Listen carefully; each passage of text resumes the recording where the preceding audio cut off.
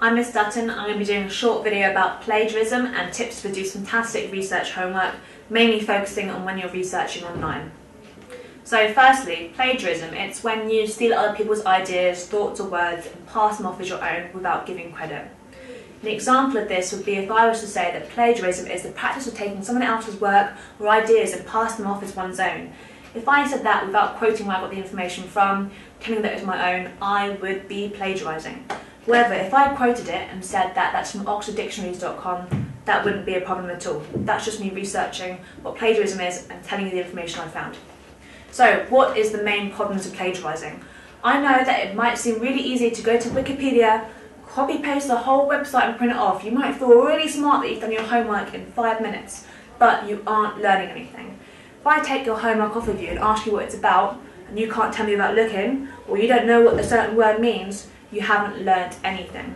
The whole point of teachers giving you research homework is that you go and look at different websites and different books and news articles, and you're looking at all different information, you're learning, and then you're pulling out all the bits that you like, and you're telling someone else, you're teaching someone else what you've learnt. It's also naughty. So if you plagiarise for your coursework, you'll be disqualified. At university, if you plagiarise, they will know, because they have loads of computer software that lets them know. And you will be kicked off the course. Even if it's your last year, even if you paid thousands and thousands of pounds, you'll be kicked off. It's no good. Also, the information might be wrong. If you're going to one website and you're copying all the information off of there, it could be completely wrong and you will fail.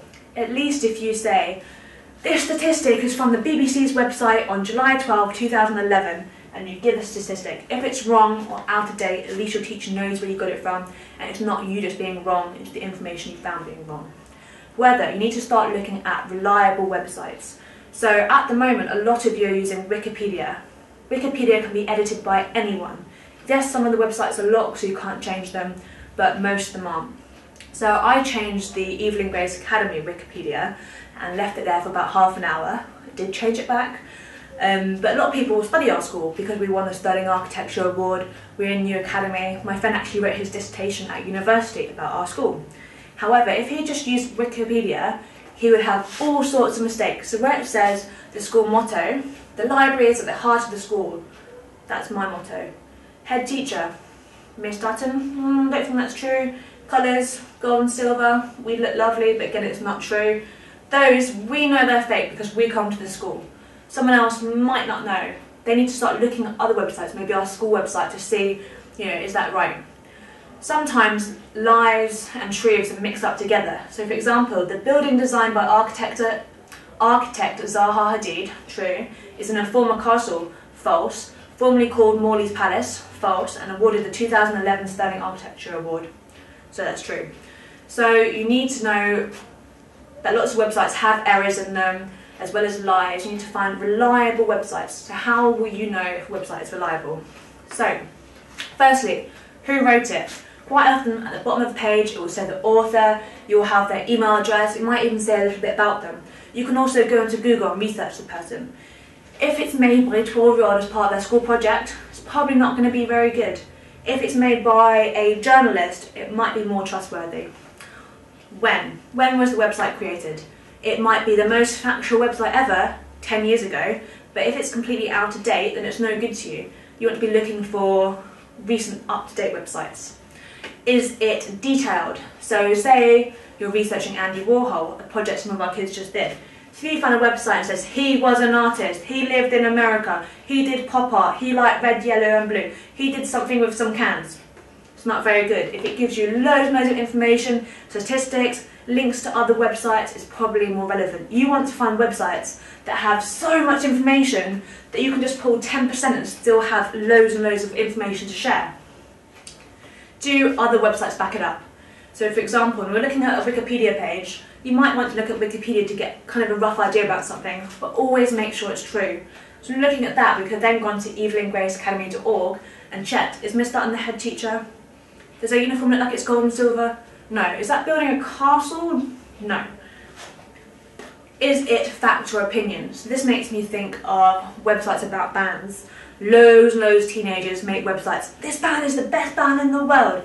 And loads of pictures. And I love them. They're better than anything.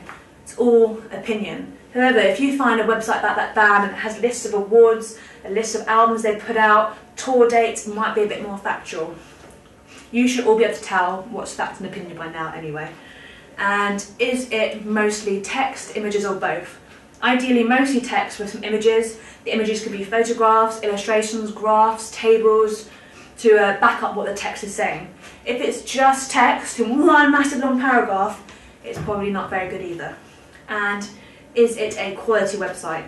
If it's some website and all the text is flashing, there's loads of GIFs dancing around, and loads of the links are broken and don't work, and there's spelling mistakes, it's probably not very good. If it looks like someone put time and effort and money into creating a website, it's more likely to be more reliable.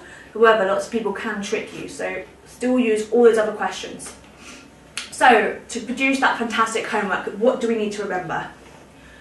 Put information into your own words. Again, you're finding loads of information and then pulling out the bits that you find that are interesting and telling someone else what you've learnt in your own words. If you do want to quote some information, make sure you quote you share the source. So if you're doing a statistic, you can say this statistic was found on the website on this date, and then link the statistic. And lastly, make sure you're using reliable websites. There's no point in putting the information into your own words and quoting things if everything is a load of rubbish. It takes practice and time to get used to finding reliable websites. If you're really stuck and you want help, ask your teacher, ask me, or I'll happily give you a list of reliable websites for your particular research homework. If you've done all those things, then you should have produced some fantastic homework. And lastly, so that I don't plagiarise, I didn't draw any of these images. They were produced by Matt Groening, the creator of The Simpsons, and his drawers. Thank you.